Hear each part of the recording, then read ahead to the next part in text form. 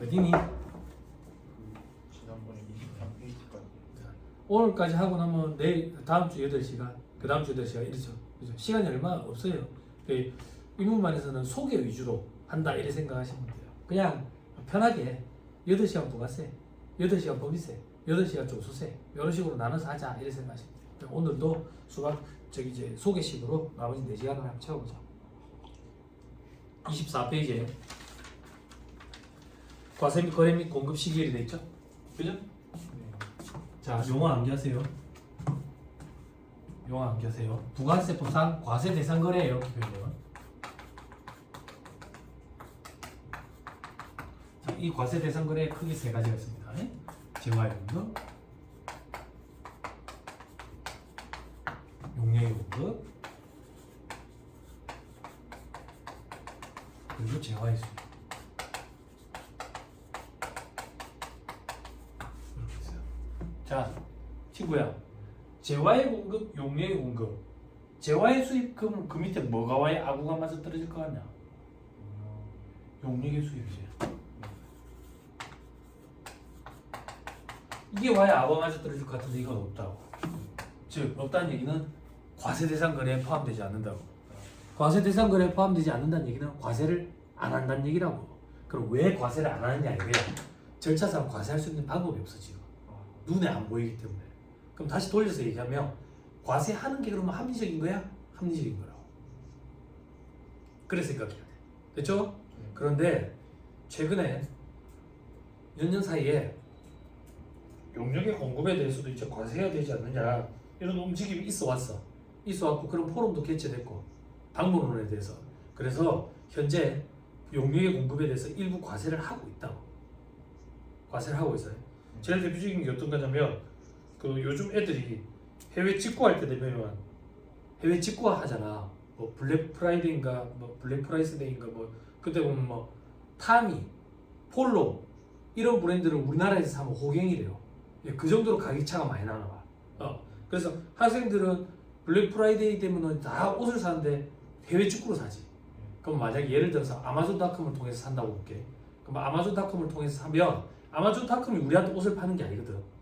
아마존닷컴이 옷을 파는 게 아니라 아마존닷컴은 그 옷가게를 대행해가지고 판매 용역을 제공해 주는 거예요. 우리한테 판매 용역을. 그럼 우리는 그 용역을 수입한 게 되지. 수입한 게 됐어요? 됐어요? 그러면 용역의 수입에 대해서 지금 과세하고 있어요. 우리나라에서. 일부 과세하고 있다. 또 어떤 게 있는데 어플리케이션 하는 거 있지. 어플리케이션. 너 어플리케이션 달러로 된 거 결제해 본 적 있냐? 없어? 나도 없거든. 나는 항상 결제하라면 뒤로 가기야. 난 뒤로 가기인데 결제 그 달러로 된 거 결제해 보셨어요? 해보셨어요? 그 결제하면 아마 그 날짜 환율로 적용이 안 될까 싶긴 한데 아무튼 그게 어플리케이션 개발자가 직접 우리한테 파는 게 아니라 플랫폼 사업자한테 올려놔놓고 플랫폼 사업자가 우리한테 대행해 주는 거지. 판매를. 그럼 판매 대행 용역을 우리가 수입해 오는 개념이라고.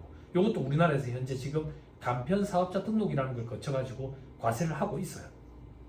과세를 하고 있어요. 오늘 왜 또 마이크가 애를 매긴다? 자, 과세를 하고 있어요. 과세를. 그래서 제 개인적인 생각일지 몰라도 이 과세 대상 거래에 용역의 수입이라는 게 향후 몇 년 내에 들어올 것 같다. 들어올 것 같다. 됐죠? 아무튼 현재는 절차상 과세할 수 있는 방법이 없기 때문에 과세 대상 거래 재화의 공급, 용역의 공급, 재화의 수입 이렇게 세 가지를 구분한다.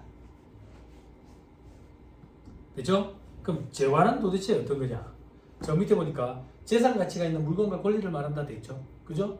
재산 가치는 참고 삼아 들으세요. 경제적인 교환 가치가 있으면 재산 가치가 있다고 표현을 해요. 자, 넘어가서 중요한 건 뭔데 물건뿐만 아니라 권리라는 것도 재화에 들어간다 그 얘기야. 눈에 보이지 않는 것도. 즉 눈에 보이지 않는 거 권리뿐만 아니라 물건에도 보니까 동그라미 2번 전기, 가스, 열 등 자연력 눈에 보이지 않지. 그렇지만 이것도 재화의 범위에 들어간다고. 됐어요? 됐죠? 자, 밑에 재화의 공급에 과세 체계도 있는데 쓰지 마세요. 저만 써드릴게요. 법 조문이 순서가 이렇게 이루어져 있습니다. 제일 처음에 과세 대상 거래 재화의 공급에 실질적 공급이라는 게 있고 그리고 공급으로 보지 아니하는 것 그리고 간주 공급 이렇게 나와요. 용역의 공급도 실질적 공급 그리고 간주 공급 이렇게 나옵니다. 자, 소개 위주로 한다면 그럼 실질적 공급은 어떤 건데 밑에 3번에 보니까 계약상 법률상 모든 원인에 따라서 재화를 인도에 양도하는 건 실질적 공급이라고 해. 눈으로 보세요. 밑에 괄호를 뭐 매매 계약 다음 되지 가공 계약 교환 계약 이런 것들이 계약상 원인에 의해서 재화를 인도에 양도하는 거네. 그럼 나머지는 법률상 원인이겠네. 어떤 거 경매 수요 현물 출자 이런 것들은 법률상 원인에 따라 가지고 재화를 인도에 양도하는 것에 포함되고 과세대상 거래에 해당한다. 즉 부가세를 과세를 하겠다 그 얘기야. 그러니까 결론은 그거라고. 여기 해당 안 하면 과세대상 거래가 아니니까 부가세를 과세를 안 한다는 얘기라고. 됐죠? 됐죠? 요게 그 얘기야. 지금 우리가 따져보자는 게 여러분들 회계원리 시간에 회계상의 거래냐 아니냐 구분했잖아. 회계상의 거래만 재무제표 계상을 하잖아. 회계상의 거래가 아니면 재무제표 계상을 안 하지. 회계상의 거래인지 여부 판단은 어떻게 하는데 자산 부채 자본 수입 비용의 증감 변화를 갖고 오는 거. 근데 증감 변화를 안 갖고 오더라도 성격상 중요하면 재무제표에다가 기재를 해야지. 어떤 거? 사장님 아침에 출근했는데 술 냄새가 불불 나면서 이러는 거야. 야 회계 처리 좀 해라. 어제 비싼 술 얻어먹네. 아 왜요 사장님? 아 어제 친구가 보증을 좀 써달라고 보증을 좀 써줬다. 근데 무슨 회계 처리를 해? 친구가 도망갔냐고? 안 도망갔지. 자산 부채 자본 수입 비용의 증감 변화가 왔냐고? 안 왔지. 그럼 재무제표 기재를 안 하지. 근데 물어보는 거지. 사장님 세상 모르잖아요. 그 친구가 뭐 사장님을 배신을 안 하겠지만 혹시나 배신하면 사장님이 얼마를 물어줘야 되는데 500억. 성격적으로 엄청 중요하지. 성격적으로 중요하면 재무제표에 달아야지. 주석에다가 공시하는 거지. 그런 거지. 또 어떤 게 주석으로 공시하는 건데 우리에게 일어나지 않는 일. 땅을 샀다. 왜? 친구가 그걸 추천해줘가지고 10억짜리 샀다. 이게 웬걸? 30억이 떼버렸네. 기분이 너무 좋다. 이런 거. 우리에게 일어난 일 하자. 친구 말을 듣고 30억짜리 땅을 샀다. 우리에게 일어난 일. 하루 만에 10억으로 곤두박질 치버렸네. 피눈물이 나네. 주식처럼 화면만 보고 있는데 눈물이 막 난다. 아무것도 한 게 없는데 이제 그런 거 갖다 쓰는 거야. 그게 주기야 주석이. 주기야 주석. 배웠어? 안 배웠어? 배웠지? 그지? 네, 그런 것처럼 여기도 지금 과세대상 거래에 해당하는 거 안 하는 거 구분해보자 그 얘기야. 됐죠? 자 넘어갑니다. 밑에 4번에 보니까 간주공급도 있죠. 간주공급은 여기야. 위에 방 가서 공부할 건데 자 세법에 간주란 말이 있고 의제란 말이 있는데 같은 말이야. 같은 말이야. 추정이란 말이 있는데 이건 다른 말이야. 간주와 의제는 뭔데? 뭐로 본다. 뭐로 본다. 뭐로 보면 반증을 갖다 대서 뒤집어 엎을 수가 없어. 이게 간주와 의제야. 뭐로 본다. 추정은 뭔데? 먼 것 같다. 먼 것 같다. 그러면 반증을 갖다 대서 뒤집어 엎을 수가 있다. 됐어요? 예를 하나 들어볼게. 과거에 상수세금 직결세법에 증여의제라는 규정이 있었어. 증여의제가 뭐냐면 부부 사이에 땅을 돈 받고 파는 거야. 거래하는 거야. 남편이 와이프한테 10억을 받고 땅을 넘겨줄 때 이걸 양도라 그래. 양도? 그게 무슨 말입니까? 소리말 조금 할게요.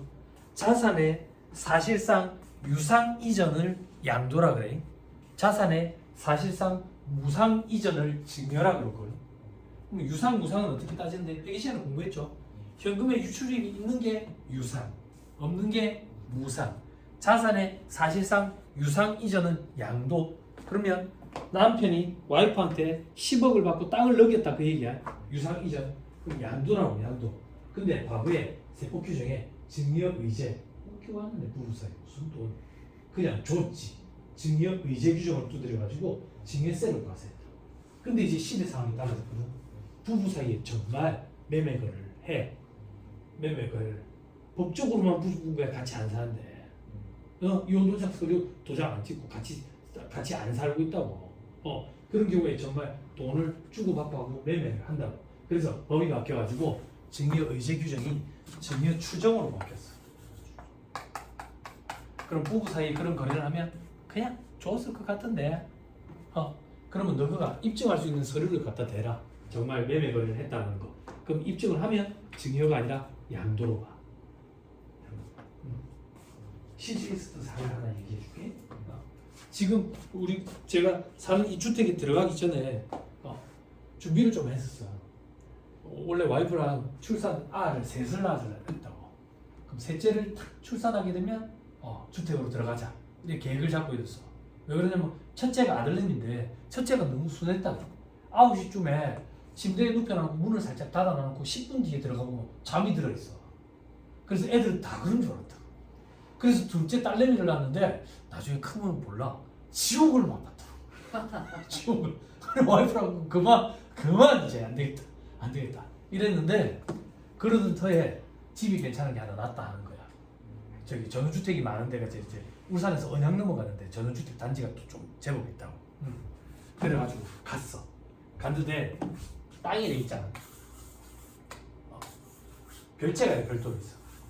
해가지고 그냥 할아버지 한 분이 사시는 거야. 할아버지 한 분. 그래 집을 본다고 이렇게 갔어. 집을 본다고 갔는데 차를 한 잔 주시는 거야. 차를 한 잔 주시더니 밥을 먹고 가래. 처음 봤는데 형 괜찮다고. 아니 어차피 밥 해놨는데 저기서 그러니까 같이 먹자 그래서 밥을 같이 먹었어. 먹었더니 술을 한 잔 먹고 그래. 아닙니다. 술 한 잔 먹고 자고 가래.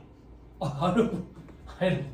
이랬는데 저는 이제 내가 지은 게 아니기 때문에 계절별로 좀 살펴봐야 돼. 이 집에 대해서. 그래서 그 다음번에 갔을 때는 같이 술 먹고 잤다. 잤는데 이 할아버지가 자기 인생 얘기를 하는 거야. 사실은 서울에서 채석장을 크게 했었대. 근데 이게 엄청난데 왜 혼자 사십니까? 라고 얘기하는데 이제 기분 불쾌하게 생각하지 마시고 놓친 내가 하는 얘기를 그대로 표현을 하면 세상에 내가 소시적인 계집질을 많이 했어 이러는 거야. 인물이 좋아. 나이가 들었는데도 머리숱도 많고. 그러니까 바람 많이 나는 거야. 이게 실리고 이렇게. 회계 사무실 나중에 해보면 남자들이 나중에 나이가 많은데 돈이 많잖아. 그러면 애인이 다 있어. 우리나라에서. 근데 여자가 나이가 들었는데 돈이 많잖아. 애인이 다 있어. 똑같아. 산소증에 이런 거 지저분한 거 많이 보입니다. 아무튼 그런데 그래서 사모님 이혼을 안 해주는 거야. 이혼을 안 해주고 꼴보기 싫어가지고 사업 다 접고 네 시골에 그 4명이도 된 땅 그거 있지. 그거 네 앞으로 넘길 테니까 그 돈 얼마 내한테 줘라. 그리고 내 눈에 띄지 마라. 네 집 지을 돈은 있지. 그래 네 거기서 살아라. 이래 된 거야. 봤지? 세상이 달라졌지? 부부 사이에 돈 받고 땅을 넘긴다고 이제. 그래서 증여 이재규전은 이제 시대 안 맞다 그래서 증여 추정으로 바뀌었다.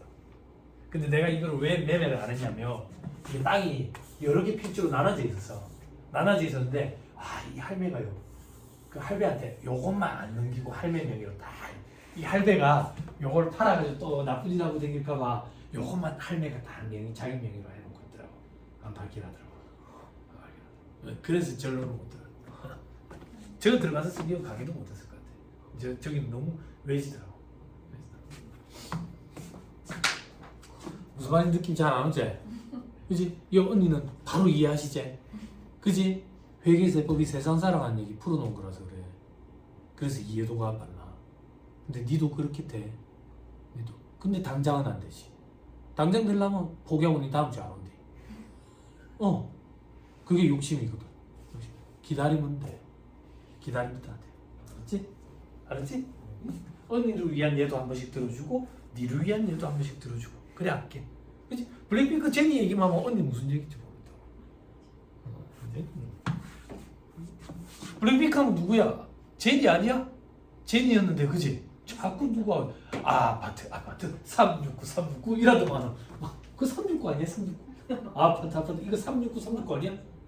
응? 언니랑 우리는 369 세대도 아니야. 우리는 뽀숑 세대거든. 뽀숑 세대. 예전에 뽀숑 고백 점프라는 게 있었어. 아무튼 그래가지고 제니가 앨범 냈는데 스르륵 묻혀버렸네. 그지? 나 텔레비 채널 돌리다가 깜짝 놀랐다고. 내가 알고 있는 브루노마스가 맞나? 브루노마스가 왜 갑자기 저러고 있지? 이렇게 생각을 했는데 블랙핑크가 그 정도 이상이다. 응? 브루노마스 하면 업타운 펑크 아니야? 안 그래? 업타운 실시 한번 들어보십시오. 가만 앉아있는데 막 있어. 브루노 마스 원래 369 하는 그런 애 아니야. 없다고 본가. 369를 깜짝 놀랐네. 채널놀이다. 아무튼 그렇지. 너를 위한 얘도 들어줄게. 알았지? 나는 걔가 진짜 마음에 들더라. 여자애가 엄청 왜소하고 깡 말라가지고 진짜 왜소하고 키도 작고 그런데 와이고야 애 진짜 예쁘고 멋지네라는 생각이 들었던 게 그 전소연이라는 애 여자아이들. 야 걔는 와 아가 멋지더라. 안 그래? 아 몰라. 네이버 없어. 자, 아무튼 자 간주 공급 다시 돌아올게요. 그럼 공급으로 본다 그 얘기야. 공급으로 본다. 법에 의해서. 그럼 이렇게 한번 생각해보자. 법에 의해서 공급으로 본다는 얘기는 우리가 상식적으로 생각할 때는 공급이 아닌가 봐. 그러니까 법에 의해서 공급으로 보겠지. 그지? 그럼 다시 결론. 그래 공급으로 보면 뭐 자근데 공급으로 보면 과세하겠다. 그게 부가세를. 이 간주 공급에 자가 공급이라는 게 있고 그리고 개인적 공급, 사업상 증여, 배여시 잔존재화 이런 규정들이 있어. 회계사무실에 동생들이 언니들한테 가서 그런다. 언니 왜? 아니 세무사님이 여기 부가세 신고하라는데요. 부가세 신고 기한도 아닌데 그래 하면 되지 왜? 근데 이거 폐업했거든요. 근데 왜? 아니 장사가 안 돼서 망해서 폐업했는데 망했는데 왜 부가세 신고를 해야 돼요? 그럴 때 맏언니라는 사람이 팍씨 그러면 여태까지 했더니 다 틀렸단 소리야? 언니지도 모른다는 얘기야. 왜 하는지. 그래서 이런 공부가 필요한 거야. 그때 맏언니는 팍씨 이게 맏언니가 아니라 야 사무실에 굴러다니는 실무책임제 거기에 재화의 공급에 간주 공급이라는 부분이 있거든. 거기 배우시 잔존재화라는 규정이 있다. 그거 한번 찬찬히 읽어보고 그래도 이해 안 되면 갖고 와라. 요게 맏언니야. 팍씨가 아니고. 알았지? 근데 우리는 맏언니가 되기 위해서 이거 공부를 하는 것도 아니고 우리는 의사결정자가 되기 위해서 하는 건데 대답을 팍씨 하면 되겠어. 그지? 그지? 그래서 아는 만큼 힘이 되는 거예요. 그때 돼서 공부를 한다. 자 다음 재화의 공고로 보지 않는 겨. 이거는 요 얘기예요. 공고로 보지 아니하는 거. 그럼 결론부터 하자. 공고로 보지 아니하니까 과세를 안 한다는 얘기야. 안 한다. 어떤 건데? 담보제공, 질권, 저당권, 양도담보 목적으로 넘기는 거. 양도담보는 굉장히 어려운 개념이니까 위에 방 가서 설명하고 질권, 저당권은 그냥 그런 거야. 동산에 설정하는 게 질권, 부동산에 설정하는 게 저당권. 아파트를 지르겠다. 등기부등본에 보니까 여기 뭐 저당권자 이래가지고 농협, 뭐 부산은행, 이제 뭐 외국은행들 뭐 제1은행, 국민은행 이런 데가 있다더라. 그런 데가 저당권자라고. 저당권자. 돈을 빌려준 사람. 동산에 설정하는 건 질권. 자, 그 얘기라고. 친구가 돈 좀 빌려줘. 친구 아닌데 그럼 어떻게 하면 돈 빌려줄래? 야 이거 담보 맡겨라. 그럼 내가 담보 맡겠다고. 그러면 이 물건은 친구 거예요? 아니지. 친구가 소유권 주장하면 내가 칼 들고 찾아가지 내 건데. 그지? 넘긴 게 아니라고. 판 게 아니라고. 그래서 담보 목적으로 제공한 건 재화의 공급이 아니다 그 얘기야. 되죠? 넘어갑니다. 사업을 포괄적으로 양도하는 경우 이걸 포괄양수도라고 해. 포괄양수도. 보통 이제 업체들 이런 거 포괄적으로 인수할 때 포괄양수도를 많이 해.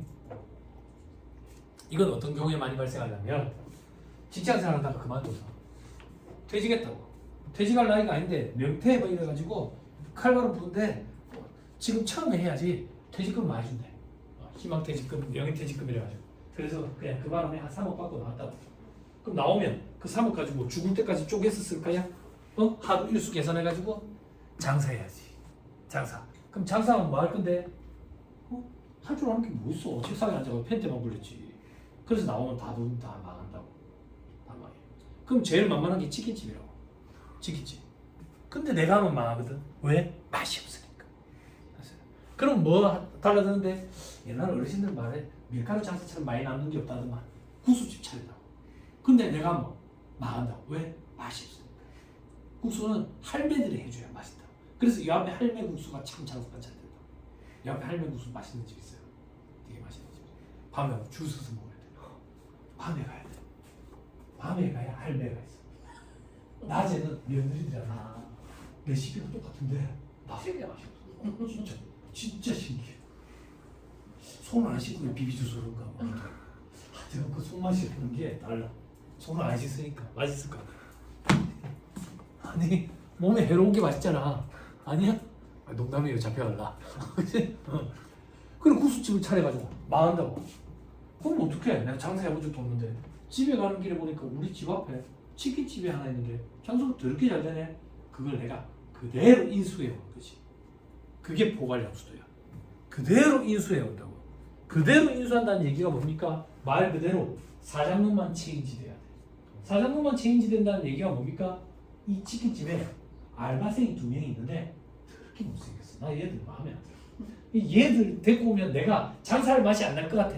그렇지만 데리고 와야 돼. 안 데리고 오면 포괄양수도가 아니야. 그럼 그렇게 포괄양수도가 되면 부가세 과세 문제가 안 생기기 때문에 당장 자금 부담 압박에서 벗어날 수 있어. 그게 무슨 말인데? 포괄양수도가 재화의 공급으로 만약에 본다면 부가세 과세 문제가 생기거든. 그 업체를 10억에 넘기면 11억에 넘겨야 되겠지.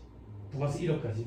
그러면 1억을 매입세금을 줘야 되고 여기서 1억을 매출세금 내야 되고 절차가 번잡스러워진다 그 얘기야.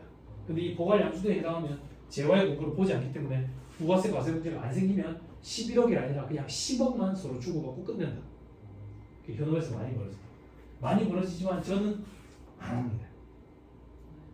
저는 보수적으로 하는 게 되게 좋아. 포괄양수도 계약서를 쓰고 했다가 매수자가 다른 업종으로 변경하면서 포괄양수도가 깨지는 경우도 생겨. 뭐 과세 문제가 다시 생기는 그런 문제점들이 생길 때가 있다고. 그래서 저는 좀 보수적으로. 자, 그 정도 보시죠. 밑에 거래상물에 조세를 물러가는 경우. 이것도 재화의 공급을 보지 않는다. 이건 어떤 건데? 칠판.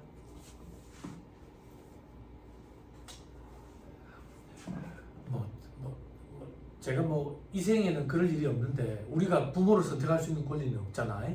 그지? 근데 예를 하나 들어볼게. 눈 감고 상상이라도 기분 좋게. 우리나라 사람들 상상 잘한다고. 우리 같이 상상할까? 같이 상상. 우리 부모님 엄청난 부자인 거야. 엄청난 부자야. 엄청난 부자인데 이게 웬걸? 재산 정리도 못하시고 갑자기 고속도로에서 교통사고로 돌아가시게 됐어. 그래 갑자기 내 앞으로 재산이 100억이 떨어졌다고. 100억이. 근데 건물 세 채 100억으로 떨어졌어.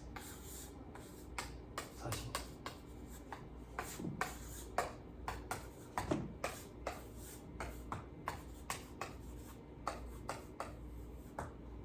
됐어요? 됐어요? 요렇게 내가 100억을 상속을 받았어. 부모님이 돌아가시기 전에 내한테 공짜로 주는 거는 증여. 돌아가시면서 주는 거는 상속. 됐죠? 그죠? 상속세가 증여세보다 훨씬 더 적음에도 불구하고 증여 상담을 받으려고 많이 온다고. 그러면 제일 처음 오면 제일 처음 질문하는 게 상속이 유리합니까? 증여가 유리합니까? 물어본다고. 무조건 상속이 유리하다고 라고 설명을 해줬는데 증여에 대해서 자꾸 물어본다고. 물어보러 온 사람이 누군데? 사위랑 며느리라고. 안타까운 얘기죠. 사위랑 며느리가 그 상담을 받으러 올 거야. 물건이 얼마 정도 나가는지까지도 다 알아. 그래서 나중에 돌아가시고 나면 분쟁이 생길까봐 미리 정리하고 싶어. 또 어떤 경우에 증여가 많이 일어나는데 할머니가 나중에 회계사무실에 보면 느낀다. 할머니가 할아버지 손을 붙잡고 끌고 들어와. 회계사무실에 세무사님 계시냐고. 상담 좀 받자고. 그래 앉아가지고 얘기하면 할아버지는 요래 앉아있어. 요래 앉아있고 할머니가 그런다고. 요거 집을 제 명의로 좀 하고 싶은데 세금이 얼마 나올까요? 요걸 어떻게 취득하시는 거예요? 이 사람 명의로 돼 있는데 영감제의 명의로 돼 있는데 내가 살아 생전 내 명의로 된 재산 하나 없었다 이거야. 당신 자식 새끼들 내가 여태까지 공부 다 시키고 해놓고 당신은 수술 먹고 놀러나 댕기지. 근데 왜 내 명의로 된 재산 하나 없냐고. 그래서 여기서 도장 찍으려고 오는 거지. 근데 법무사를 먼저 찾아갔다 왔어야 된다고. 근데 이제 세금을 먼저 컨설팅하기 위해서 찾아오신 거지. 그런 경우들이 제법 많아. 할머니들이 할아버지 손잡고 많이 와. 끌고 와. 그럼 세금 얘기를 들으면 이제 할아버지가 힘이 실린다. 봐봐라 세금만 다 안 하나 세금만 다 안 하나 이래서 자 아무튼 아버지가 갑자기 돌아가시면서 재산을 이렇게 물려주겠다고 정리도 못하고 상속세가 한 40억 나왔다고 볼게. 상속세 40억 나와서 이 세금 내려면 어떤 건물을 팔아야 돼? A 팔아야 돼? 아니 A 팔아서 안 된다고. 상속세 신고는 사망일, 상속 개시일이 사망 시점이거든. 상속 개시일로부터 6개월이 되는 달에 속하는 달의 말일까지 상속세 신고를 해야 돼. 그럼 이 40억짜리 건물을 6개월 안에 팔면 금매라 가지고 제값을 못 받아. 그러면 상속세를 내기 위해서 다른 것까지 팔아야 된다고. 내 재산적 손해가 너무 큰 거지. 그래서 물건으로 납부할 수 있도록 만들어 놓은 제도가 물납이야. 그리고 나중에 이 돈을 갚으면 다시 내 소유로 넘어오는 거지.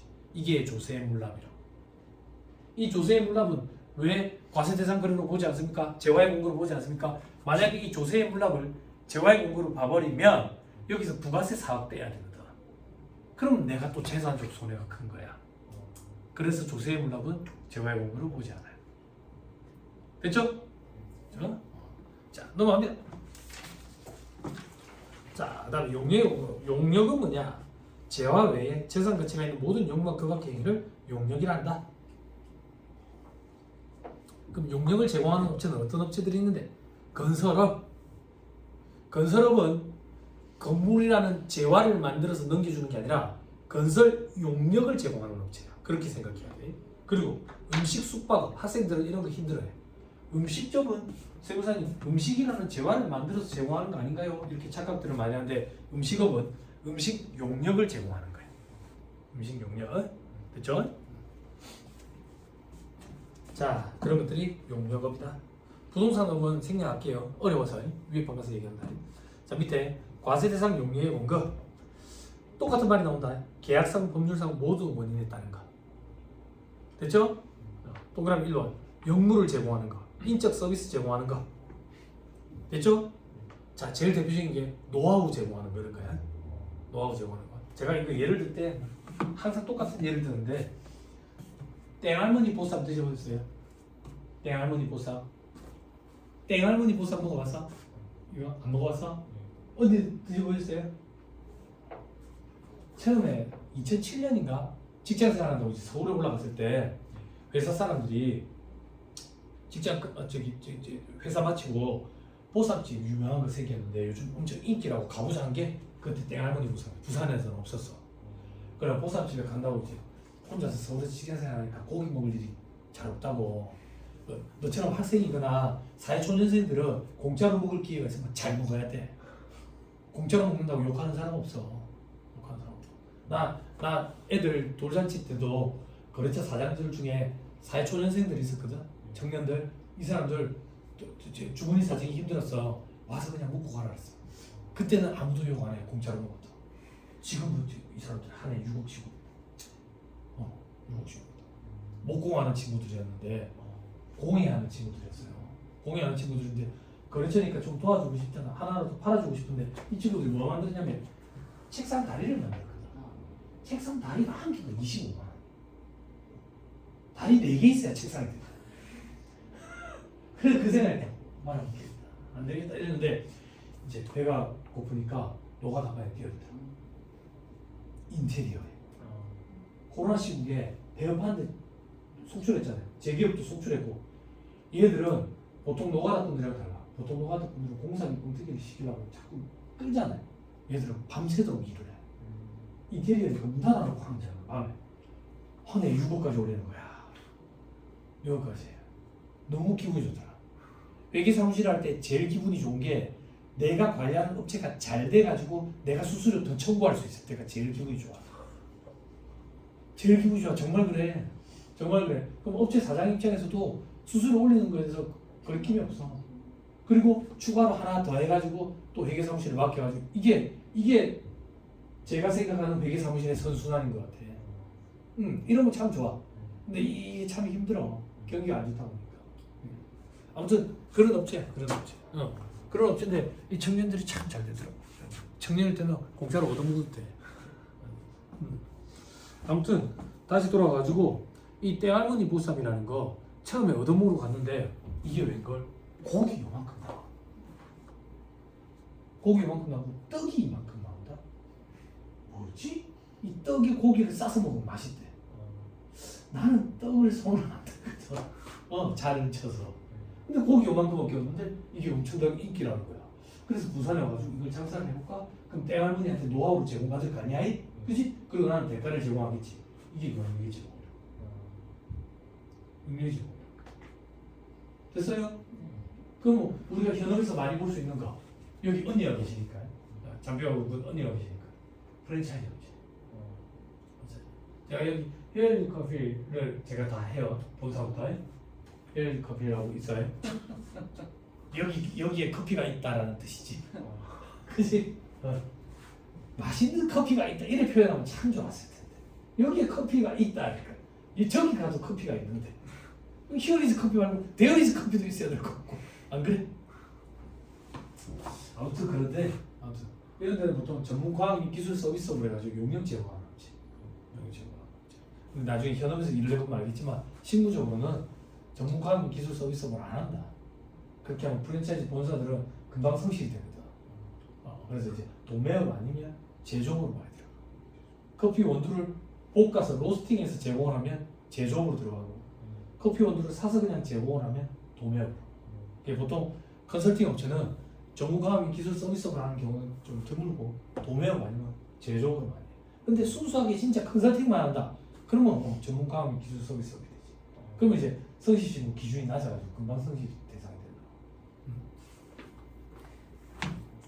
그런 거 관리가 세무사가 해주는 관리야. 그걸 관리를 못해가지고 금방 성실이 됐다더라면 세무사가 무능한 거야. 그치? 그러니까 이런 게 기본기라고 생각하면 돼. 기본기. 즉 우리가 시험에 합격할 때까지 요 정도 책을 보거든. 책 엄청나지. 내가 키가 한 2m 되는데 요 정도니까. 근데 요 정도 책을 보고 우리가 현업에서 일을 하잖아. 그러면 죽는다. 이거 가지고 답도 없다. 그럼 실무서적이라고 있거든. 여기 언니 사무실에 한번 놀러 가봐. 밤에 가면 발에 뭐가 툭 걸리거든. 그게 이제 실무서적이라는 거야. 그게 보통 한 2,700페이지씩 되거든. 이런 책들을 봐야 돼. 이런 책들을 쌓아놓으면 이제 내가 키가 2m인데 내보다 이제 높아지는 거지. 근데 그때는 내가 앞에서 공부해라 안 하고 안 시켜도 너가 스스로 보게 돼. 안 보면 굶어 죽거든. 굶어 죽거든. 라이센스만 갖고 있는 상태가 되는 거지. 실력 없이. 그런 건 어디서 배워야 되는데요? 세무사는 세법에 대해서 모든 걸 아는 사람을 세무사라고 얘기하는 게 아니라 세법 조문을 읽고 해석할 수 있는 능력을 갖춘 사람을 세무사라고 해. 그럼 이 기본기를 바탕으로 그때 되면 그 책 조문을 보고 할 수 있게 돼. 할 수 있게 된다. 됐죠? 근데 그것도 힘들어서 요즘에 보니까 제가 실무 강의하면 여기서 가답게 간 세무사님들이 와서 들으러 와. 그럼 안면이 있어. 어디서 봤지? 이러면 화장을 하고 오니까 화장 안 하고 오다가 얘기해보면 수업 듣고 그래? 안 됐어? 합격했대. 그럼 세무사야? 세무사는 근데 왜 왔어? 배우려고. 대단하지 않냐? 대단하지 않아? 자존심 상해 안 오는 친구들도 많거든. 혼자 끙끙대는 거지 몰라가지고. 그래놓고 회계 사무실에서 여직원들한테 무시당하는 것보다는 와서 공부하는 게 안 낫냐? 그지? 모르는 거 들으러 다니는 거는 부끄러운 게 아닌데 모르는데 아는 척 하는 게 부끄러운 거지. 그지? 나중에 들으러 와라. 이 영어 많은 거 같네. 자, 그리고 동그라미 2번 시설물, 권리 등 재화를 사용하게 하는 것도 있죠. 그죠? 옆에 예를 들면 특허권을 대여하는 것도 있죠. 저를 봐봐요. 아까 우리 특허권이 재화에는 재산적 가치가 있는 물건과 권리, 그 권리에 특허권이 들어가거든. 그럼 특허권은 재화란 얘기야. 그럼 여기 용역은 도대체 무슨 말인데? 특허권을 돈 받고 팔면 재화의 공급이고 특허권을 돈 받고 빌려주면 용역의 공급이라는 얘기야. 나중에 회계 시간에 위에 방 올라가면 위에 방 올라가면 권리와 관련돼 가지고 사용권, 접근권 이런 걸 공부하게 될 거야. 그럴 때 공부하고 나면 요거랑 같이 엮이는구나 이런 생각이 들 거야. 그럼 밑에 용역의 공급으로 보지 아니하는 것. 자, 이건 뭔데? 동그라미 1번 요거 용역의 무상 공급. 용역의 무상공급은 공급으로 보지 않아. 다시 용역의 무상공급은 용역의 공급으로 보지 않는데 용역의 공급으로 보지 않는다는 얘기는 과세대상 거래가 아니다. 즉 과세를 안 하겠다. 그러면 용역의 무상공급은 왜 과세를 안 하는데? 용역은 눈에 안 보이잖아. 그래서 무상공급을 했으면 그걸 발견, 즉 찾아낼 수 있는 방법이 모호하다고. 용역의 수입처럼. 땡할머니가 내한테 용역을 공급해줬어. 노하우, 공짜로. 그런 적 없는데 라고 땡이라고. 그래서 실질적으로 과세할 수 있는 방법이 모호하기 때문에 용역의 무상공급도 과세를 안 해.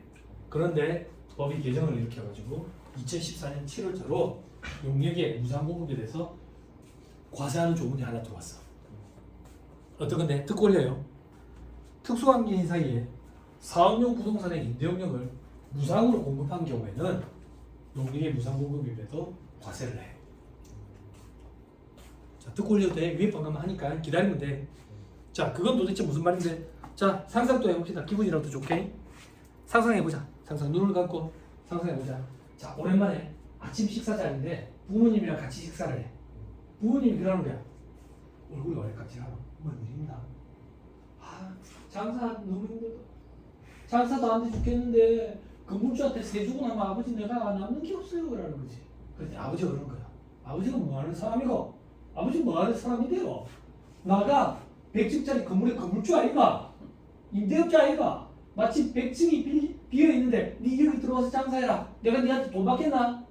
아버지가 건물을 빌려주고 돈 받는 부동산 임대업자야. 이 건물은 사업에 쓰는 사업용 부동산이라고. 자식이랑 아버지는 특수관계가 있어. 같이 짜고 치는 고스톱을 칠 수 있는 관계가 특수관계다. 이렇게 생각하면 돼.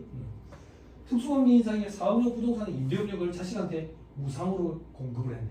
이거 과세를 하고 있어요. 2014년 7월 1일부터. 그러면 과세를 어떻게 하는데요? 그 임대 용역 금액은 어떻게 계산하는데요? 그 계산하는 산식은 법인세법에 있어. 법인세법에 부당이익 계산의 부인이라는 파트에 공부해. 이렇게 기다리면 다 돼. 공부할 게 천지구나. 넘어가. 자, 밑에 재화의 수익. 재화의 수익도 과세 안 됐죠? 누가 과세 안 됐다? 세관장이 과세 안 됐다.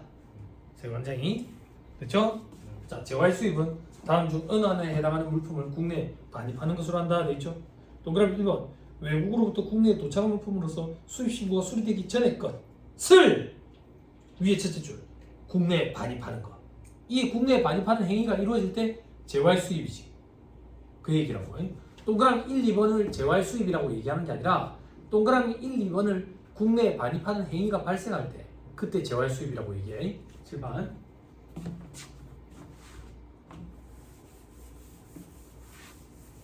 조금만 더 하고 쉬어드릴게요. 오전에 뭐 했어요? 어? 회계원리? 재미회계. 재밌는 거, 쉬운 거. 뭐 했어? 오늘 끝이었어? 네. 뭐 했어? 마지막에? 금융자산. 금융자산. 정태하게 사고 왜 마지막 시간에 또 멘붕의 완성을 시켰구만. 응? 수험생들이 금융자산 파트 공부하면 반이 떨어져 나가. 그럼 반만 남겠지? 그지? 그 남은 반 중에 내가 법인세법에 대소충당금, 퇴직급여 충당금을 강의하면 반이 떨어져 나가. 그럼 반의 반인 4분의 1만 남지. 네? 그게 곱이라고.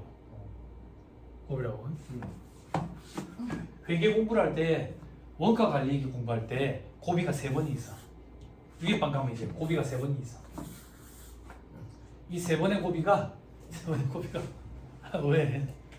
관련 원가 분석. 여러분들 안 했을 거야 아마. 관련 원가 분석. 그리고 두 번째는 대체 가격 결정. 그리고 표준 원가 계산. 이렇게 3번의 곱이가 있다고. 내가 예전에 원가 관리기도 강의했어. 초짜일 때. 그리고 재무회계는 곱이가 어떻게 있는데 이렇게 있다고. 이게 뭔데? 재무회계 이제 위에 방을 하면 이게 상권, 이게 하권. 하권은 다 곱이. 세법은요? 세법은 다 여기 있어. 세법. 여기서 3층으로 갔다가 7층으로 갔다가 이런 거지. 수준 자체가 다르다고. 수준 자체가. 머리 아파 하실 필요 없어요. 왜? 지금 하자는 얘기가 아니잖아요. 그죠? 그때 되면 그렇게 힘들게 안 느껴져요. 밑작업을 조금 해야 돼요.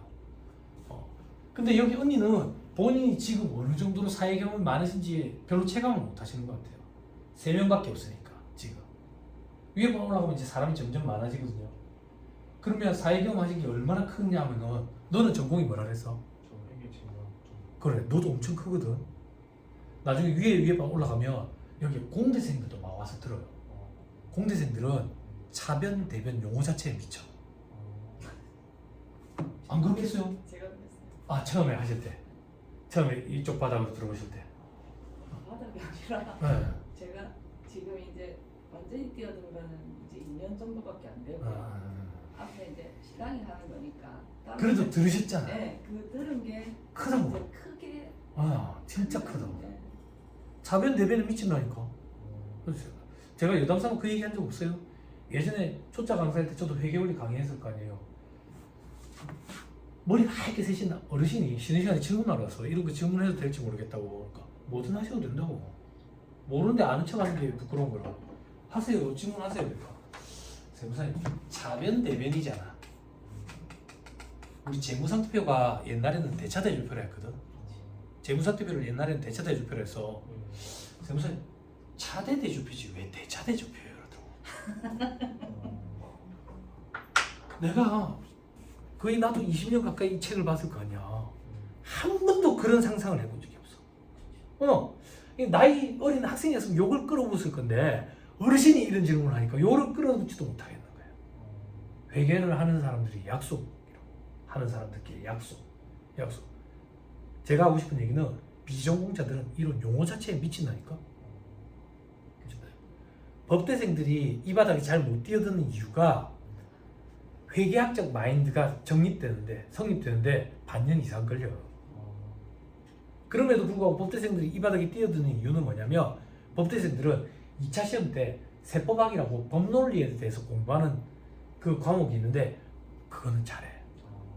왜냐면 법대생들은 중간고사, 기말고사 때 항상 그런 유형의 시험 문제를 풀거든. 그래서 2차 시험 때 2차 시험 학원에 모의고사 보면 답안을 보면 법대생이랑 경영학과 출신들이랑 답안이 달라. 법대생도 답안이 확실히 좋아. 근데 얘들이 왜 합격을 못하는데 회계학적 마인드 정립이 안 돼 있어가지고. 근데 경영학과 출신들은 이미 그게 정립이 돼 있다고. 주워 들은 게 있어. 그래서 금방 간다고. 금방 가. 그런 것들이 있어. 그런 것들이.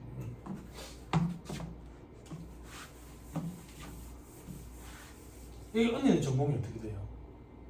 저 무슨 기분? 없어요. 이게 완전 비전공이에요. 이게 정립이 되는데 시간이 좀 걸리더라고.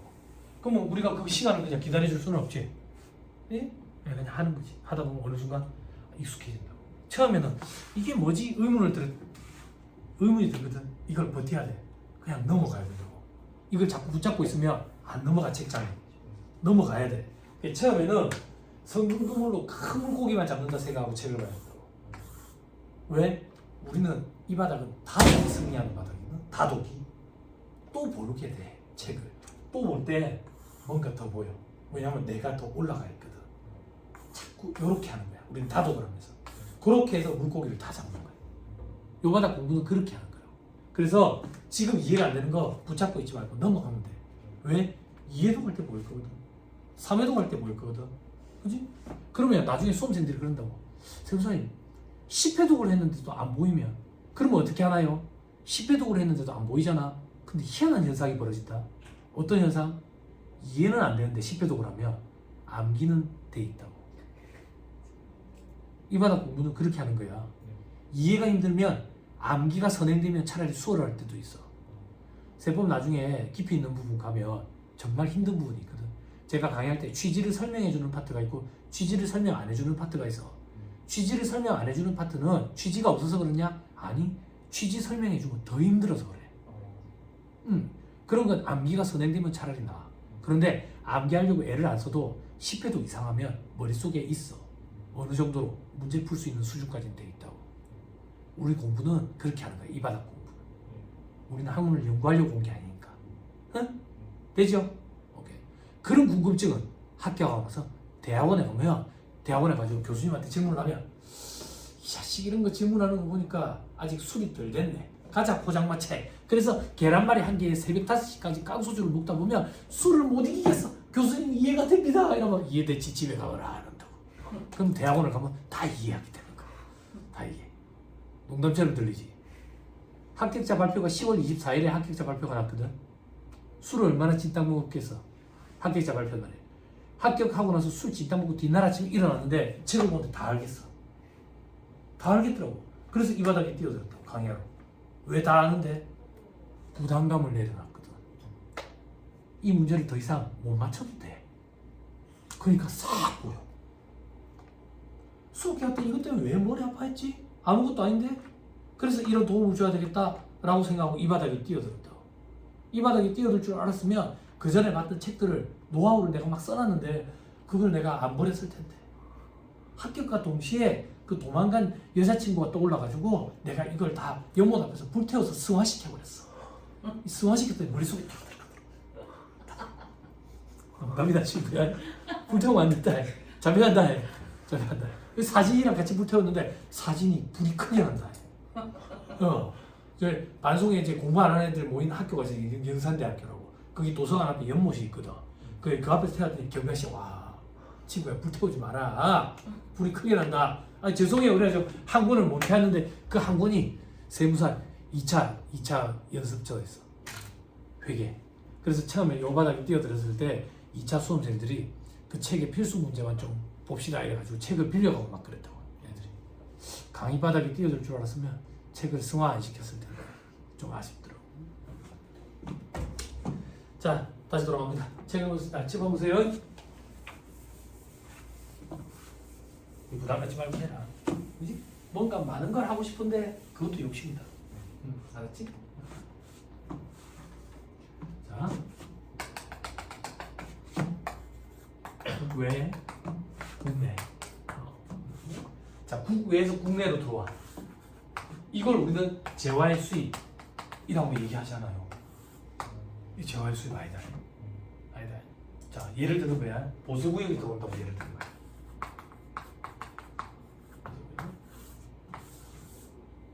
국외에서 국내 보세구역으로 들어와. 재화의 수입이 아니야. 보세구역이 뭡니까? 남포동의 옷가게를 얘기하는 게 아니야. 세금이 보류된 상태에 있는 거. 그걸 보세라고 생각하면 돼. 이게 보세구역으로 들어온다. 그럼 뭐가 재화의 수입인데? 보세구역 안에서 보세구역 밖으로 나갈 때 이때가 재화의 수입이야. 이때가 언젠데? 이 시점에 통과를 한다. 통과 시점이라고 얘기한다고요. 이때 우리는 수입시고 수리이라고 해요. 이때 우리는 재화의 수입이 일어났다고 얘기한다. 그래서 다시 동그라미 읽어볼게요. 동그라미 1번. 동그라미 1번에 보면 이래 있지. 외국으로부터 국내에 도착한 물품으로서 수입신고가 수리되기 전에 7번. 외국에서 국내에 도착한 물품으로 수입신고가 수리되기 전에 것. 이걸 재화의 수입이라고 얘기하는 게 아니라고. 동그라미 1번 위에 줄까지 읽어야 돼. 동그라미 1번 위에 줄 뭐라고 돼 있어? 국내에 반입하는 거. 요 물건을 국내에 반입하는 행위가 이루어질 때 이때가 재화의 수입이라고. 됐어요? 그렇죠? 그럼 이 보세구역 이런 게 어떤 거냐면 이제 공항이라든지 항구 이런 데 가면 있어. 이제 항구 회사에서 일하다 보니까 이제 공항에서 일하다 보니까 저런 걸 제법 많이 봤다고. 이 처음에는 일부러 이제 내부 이제 셔틀버스를 한 코스 내지는 두 코스 전에 내려가지고 일부러 걸어 댕겼어. 처음에 입사했을 때는. 그럼 공항에 보면은 요 끝부터 요 끝까지 비행기가 이륙하는 요것만 활주로야. 나머지는 계류장이라고 표현한다. 계류장. 여기를 이제 걸어 댕기는 거지. 걸어 댕기면 이제 그 큰 비행기가 이륙하는 거 보면 나도 모르게 손에 주먹이 꽉 쥐어져. 와, 진짜 배드누리 효과? 뭐 이런 얘기 하잖아. 양력? 그지? 저리 무거운 게 뭐 A380 이런 건 500명이 타거든. 그 큰 비행기 A380이 비행기 요 끝부터 요 끝까지가 82m야. 얼마나 커? 100m 달리기 할 정도잖아. 이렇게 큰 비행기가 뜨는 거 보면 주먹이 꽉 쥐어진다. 나도 모르게. 나중에는 소리가 아파. 귀가 아파가지고 이러고 다니지 마. 그래 일부러 많이 걸어 다녔어. 걸어 다니면 큰 창고, 경락고처럼 큰 창고가 있어. 문이 쫙 열린다고. 이런 문이 아니고 버튼을 쫙 뭔가 실루엣이 긴 실루엣이 있어. 긴 실루엣 이래 보면 기린이야 기린. 기린, 지라프, 기린 그런 것들이 생물 창고, 냉동 창고, 냉장 창고 이런 거 그런 게 오세 창고. 악어 알지? 악어 이런 거. 동그라미 2번 수출 신고가 수리된 물품. 수출 신고가 수리된 물품. 그죠? 됐어요? 다시 요게 수입이 아니고 수출 신고가 수리된 물품. 동그라미 1번 위에 줄에 이걸 국내에 반입하는 거. 수출 신고가 수리됐다는 얘기는 수출이 된 거야. 이걸 국내에 반입한대. 수출이 된 걸 반입하면 수입이지. 됐죠? 근데 괄호 안에 뭐라고 돼 있어? 수출 신고가 수리된 물품인데 선적되지 아니한 물품이래. 자 봐봐. 아직 공부 안 했는데 수출하는 재화의 공급 시기는 선적일이거든. 그럼 배에 실는 순간 선적일, 기적일이거든. 배에 실는 걸 선적일, 비행기 실는 걸 기적일. 실는 행위가 이루어졌을 때 재화의 수출이 이루어진 거거든. 그럼 아직 선적이 안 됐다는 얘기는 재화의 수출이 아니야. 재화의 수출이 아닌데 국내에 반입했대. 재화의 수입도 아니야. 까다롭죠? 문장이 2줄밖에 안 되는데. 됐죠? 오케이, 됐습니다. 그 정도 보시면 됩니다. 자, 잠깐 끊었다가 다음 페이지 공부 시간부터 얘기를 좀 하시죠.